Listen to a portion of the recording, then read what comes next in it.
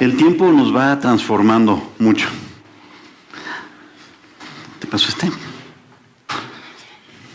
Fíjense que yo de niño fui un niño extremadamente tímido, súper tímido.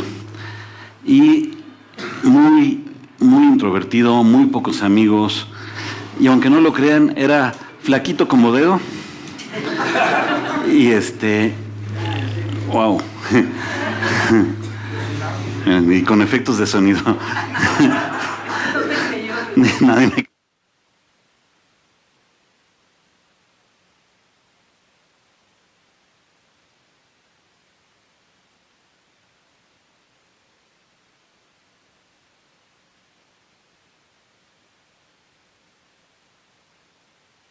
que son mis lentes de descanso.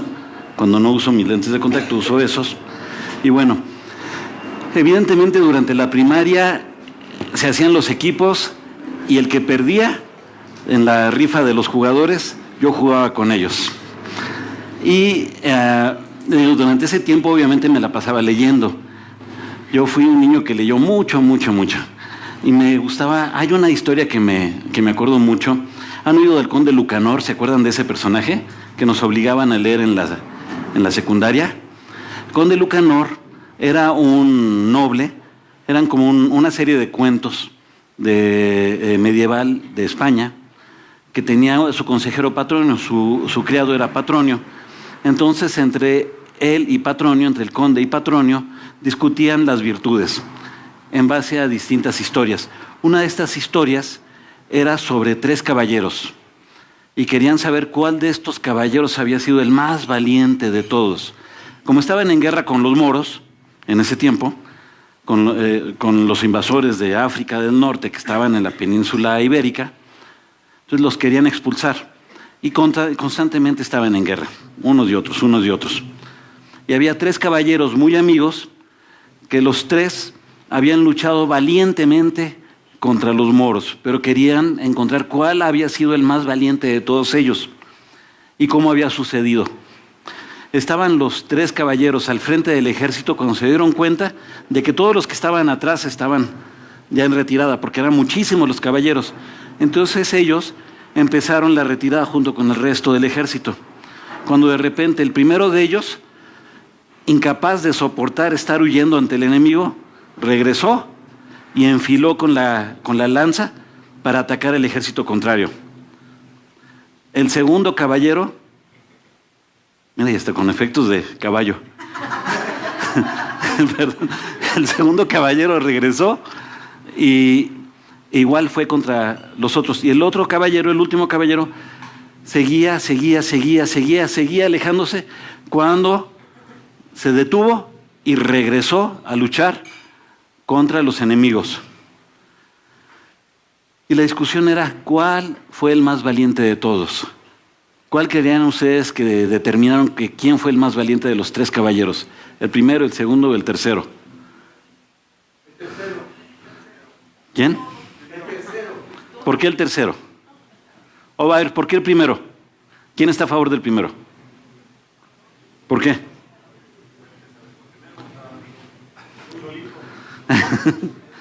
Bueno, ¿alguien vota por el segundo? Nadie. ¿Por el tercero? El tercero, porque venía menos casado. Bueno, ¿alguna otra teoría? Enfrentó su miedo al final. Exactamente. El más valiente fue el tercero, porque fue el que enfrentó sus miedos. Y eso es mucho de lo que vamos a ver el día de hoy. El día de hoy, ¿qué hemos visto? Hemos visto cuál es la visión de C3. ¿Cuál es la visión de nuestra iglesia? ¿Se acuerdan cuál es nuestra visión? Vivir en Cristo para transformar el mundo. La semana pasada ya vimos esta primera parte de Vivir en Cristo. Hoy nos vamos a enfocar en la segunda, que es transformar el mundo. ¿Y qué tendrá mucho eso de tener que ver con los miedos y de enfrentarlos? ¿Sabemos qué es la visión y la misión? Hay diferencias entre visión y misión. La visión es lo que quieres hacer, la misión es cómo lo vas a lograr. Por ejemplo, si queremos mexicanizar Marte, queremos hacer allá la nueva Xochimilco. La visión es enviar mexicanos a Marte y plantar ciudades allá y poblarla.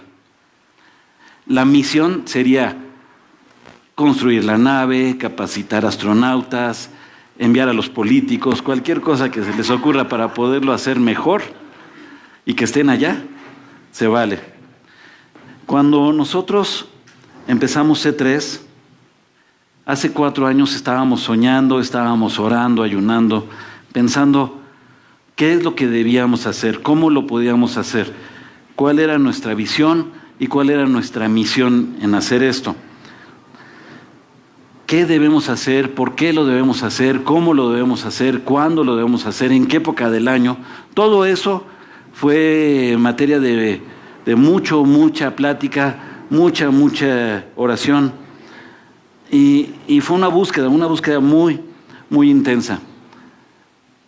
Al final acordamos en algo, estuvimos de acuerdo en algo, por supuesto. ¿Cuál es el objetivo de una iglesia? Proclamar a Dios, que la gente conozca de Dios, la unión. No hay muchas cosas en una iglesia, pero ¿por qué hacerlo? ¿Por qué arriesgarte a hacerlo? Y enfrentar nuestros miedos de hacerlo. La verdad es de que cuando tú predicas, si alguien de ustedes ya ha predicado o ha compartido con otras personas sobre el Evangelio, forzosamente te tienes que abrir. Forzosamente tienes que enfrentar tus miedos. Yo me siento en Jumanji, pero bueno, perdón.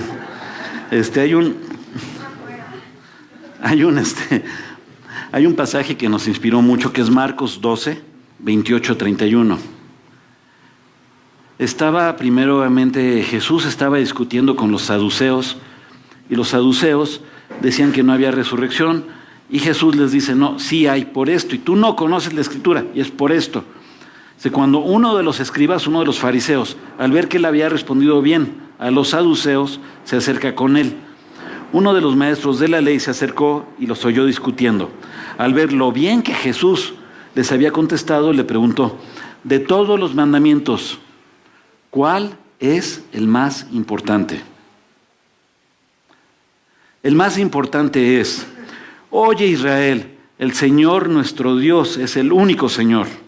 Contestó Jesús, ama al Señor tu Dios, con todo tu corazón, con toda tu alma, con toda tu mente y con todas tus fuerzas. Esto ya estaba desde Deuteronomio, ya se había dicho desde el Antiguo Testamento. Y aquí Jesús completa. El segundo es, ama a tu prójimo como a ti mismo. No hay otro mandamiento más importante que estos. Con esto en mente y en el corazón decidimos arrancar esta iglesia. Amar a Dios con todo lo que somos, con todo lo que tenemos, con todo lo que pensamos, con todo, y amar a los demás como uno mismo. Entonces, la motivación para arrancar en la iglesia no es dar un servicio religioso en esta área geográfica. No es, aunque es bonito, ser amigos y contactar más gente, hacer conexiones. El propósito, la fundamentación más central de una iglesia es el amor.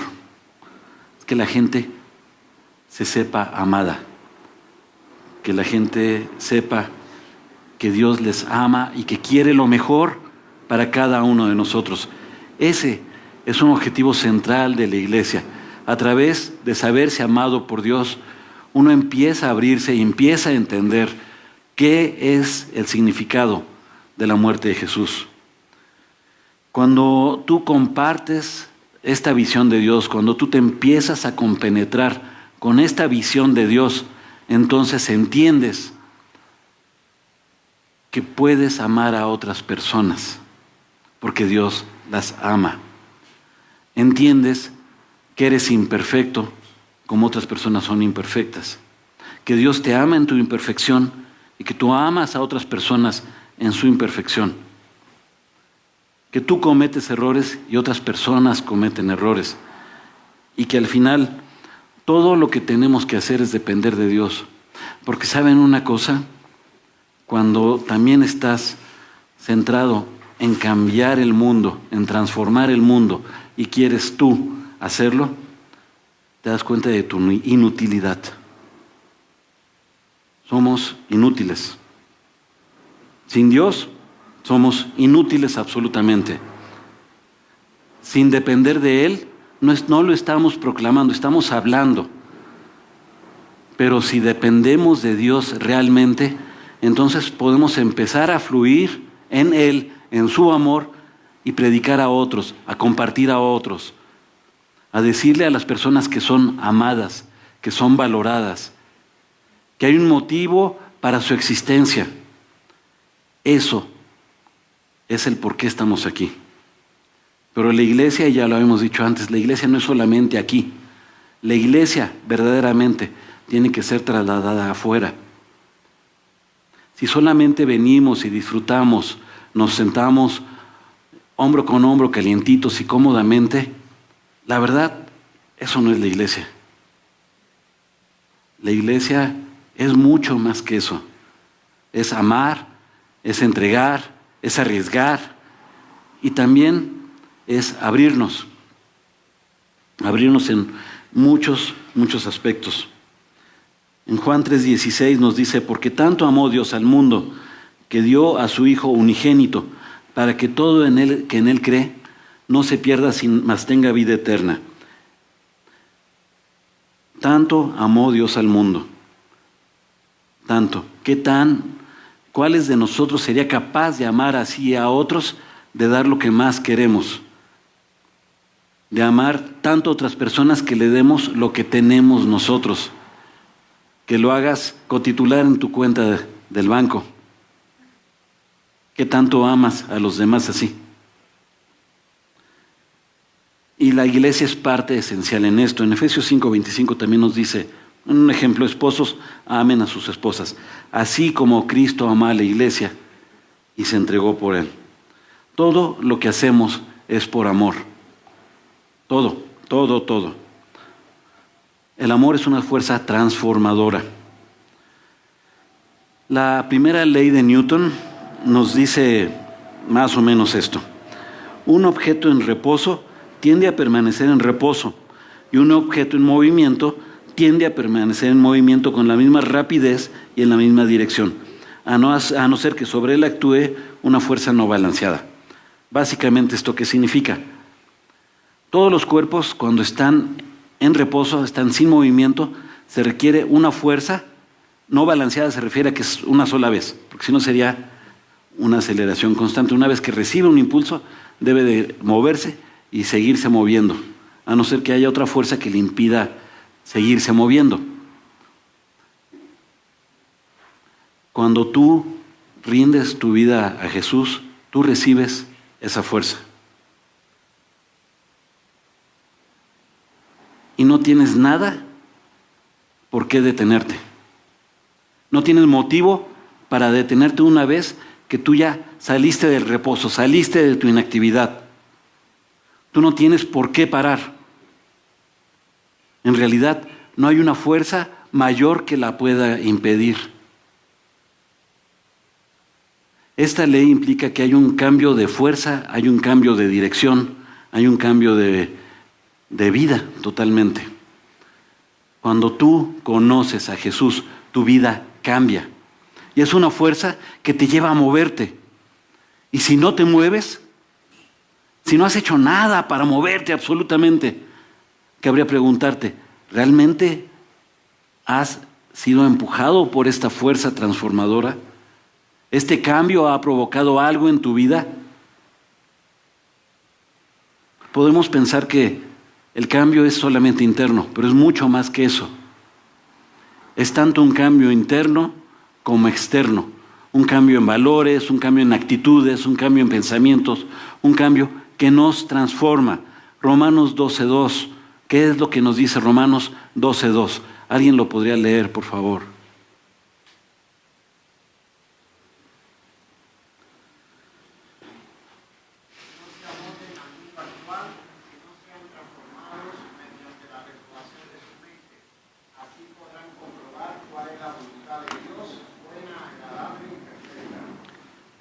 no se amolden al mundo actual, sino que sean transformados mediante la renovación de su mente.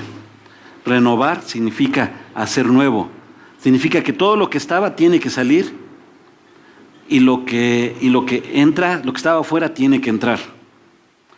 Los romanos fueron una fuerza avasalladora en la antigüedad. Parte de esto fue por sus estrategias.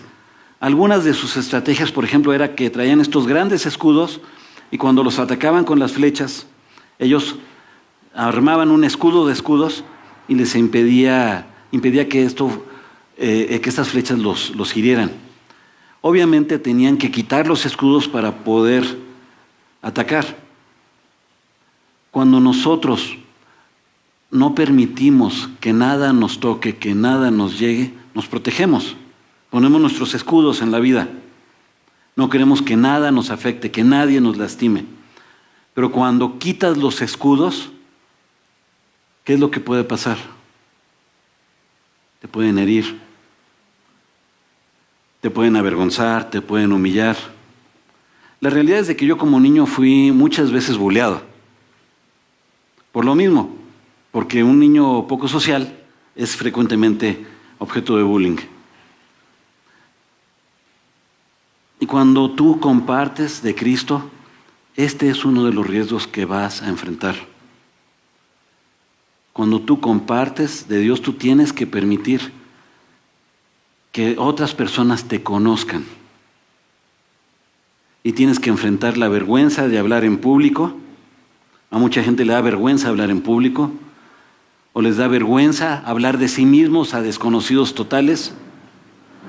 O les da vergüenza reconocer que fueron alcohólicos, que fueron drogadictos, que tuvieron N número de pecados inconfesables. Pero debemos tener la valentía de enfrentar nuestros miedos con el objeto superior de poder compartir de Cristo. La transformación no comienza por lo que hablamos, comienza por lo que somos. La transformación significa aceptar ser vulnerables, poder ser dañados. Una investigadora escribió hace unos 5 o 6 años un libro muy interesante sobre qué significaba ser vulnerables. Curiosamente ella empezó a analizar qué era la vergüenza y de ahí pasó a la vulnerabilidad. Y llegó a la conclusión de que la vulnerabilidad, la vergüenza y el miedo tienen su objeto en sentirse vulnerables. Y que cuando tú eres vulnerable te sientes débil, te sientes expuesto a que alguien te haga un daño.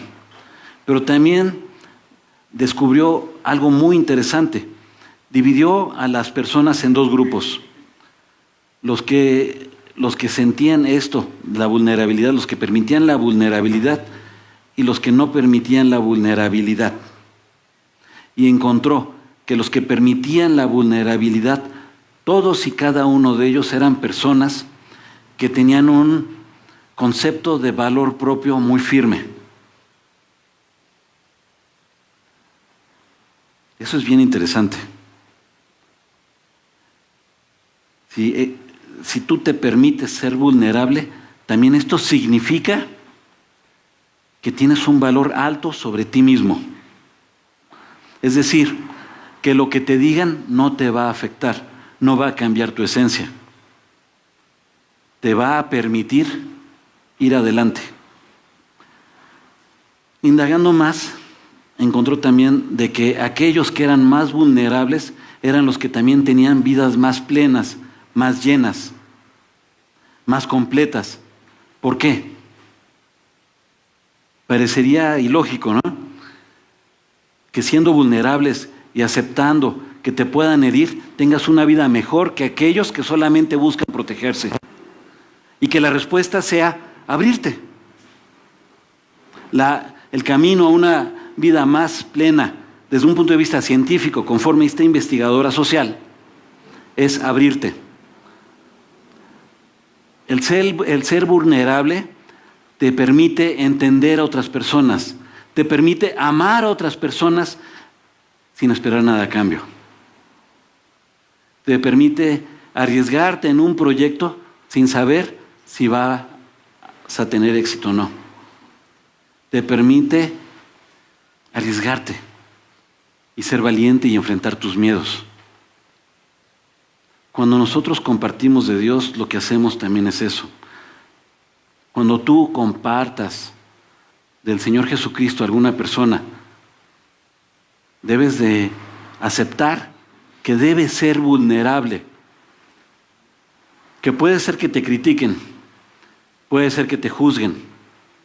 Tendrás probablemente que abrir detalles de tu vida que pudieran ser vergonzosos y preferirías no mencionar a nadie.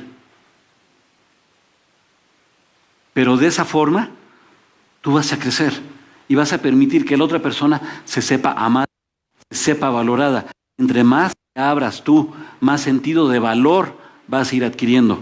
Pero también vas a ir completando en ti mayor amor, mayor agradecimiento, mayor felicidad. Muchas veces esto implica simplemente dejar de gritar y empezar a escuchar. En nuestras vidas tenemos que aceptar que podemos ser dañados. Y está bien, no importa que seas dañado. Porque todo lo que vivimos en este mundo es solamente temporal. Todo lo que estamos aquí experimentando es temporal. Este cuerpo es solamente un envase, es solamente una tienda de campaña, porque el Señor Jesús ha ido a hacernos moradas para nosotros.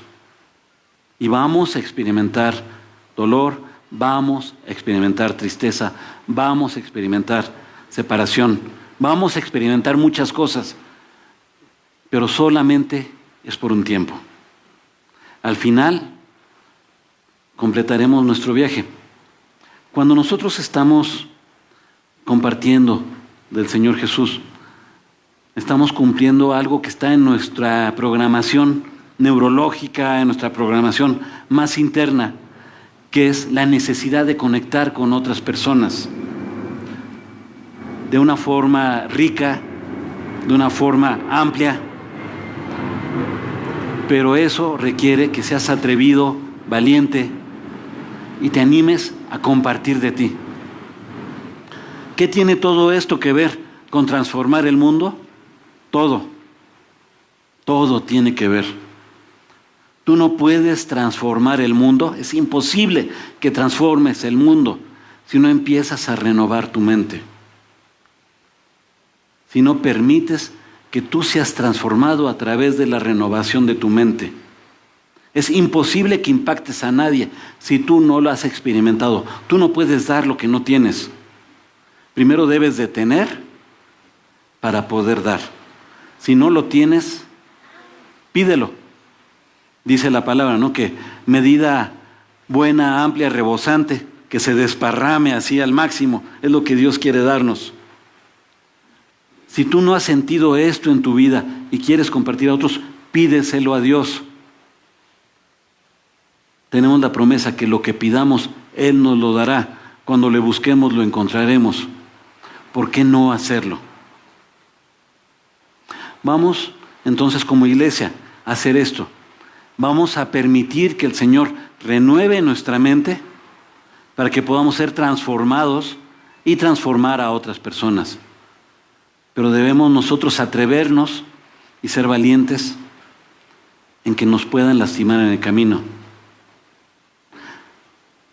Tiremos las caretas, pateen las caretas fuera de ustedes y empecemos a ser auténticos unos con otros. Y esto requiere mucha valentía. Así que podemos ser como este tercer caballero y podemos regresar en lo más aguerrido de la batalla y enfrentar nuestros miedos para compartir de Dios. Entonces, yo les animo a esto. Que Dios les bendiga.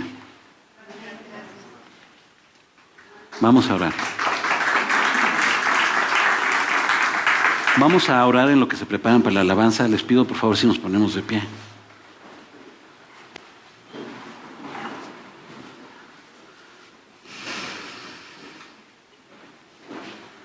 Y te pido si por favor cierras tus ojos. Cerrar los ojos e inclinar la cabeza es una actitud de humildad ante Dios. Esto no significa que Dios te va a escuchar mejor, pero muestra la disposición de tu corazón.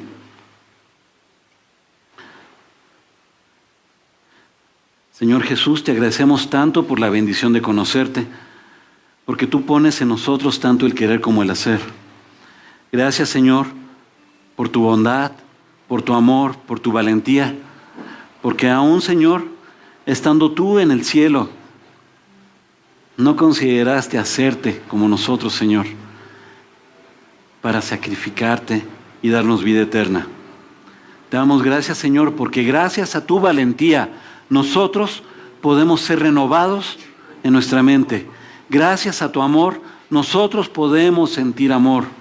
Gracias a tu sacrificio nosotros podemos abrirnos y de cierta forma sacrificar nuestro orgullo, sacrificar nuestros recursos, sacrificar nuestro tiempo, sacrificar tantas cosas, Señor, única y exclusivamente por amor de tu nombre, para que tú te glorifiques, Señor. Nosotros queremos a partir de este día formar un compromiso de compartirte a otros. Queremos, Señor, que tú entres con profundidad en nuestro corazón. He aquí que estoy a la puerta y toco. Si alguno oye mi voz y abre la puerta, entraré a él y cenaré con él y él conmigo. Esto, Señor, sabemos que no fue dicho a incrédulos, sino que fue dicho a creyentes. Para que, Señor, nosotros abramos la puerta de nuestros corazones. Así que yo te pido, en este momento, pon la mano en tu corazón. Pon tu mano en tu corazón y simbólicamente abre esa puerta al Señor Jesús. Abre esa puerta para que Él entre a tu vida. Él entre absolutamente. Y te suplico que no pongas ya obstáculos. Permite que su poder transformador llegue a lo más profundo de tu corazón, de tu vida, de tu mente, de tus relaciones, de tu familia. Cree en el Señor Jesús. Créele a Él. Cree que Él te ama con todo. Señor, te suplicamos que tú nos hagas cada día personas más profundas en ti, Señor. Que te amemos con toda nuestra fuerza, con toda nuestra alma, con toda nuestra mente. Y que podamos amar al prójimo de tal manera, Señor, como nos amamos a nosotros. Y que podamos compartirle de tu palabra y podamos hacerles saber que son amados. Amén.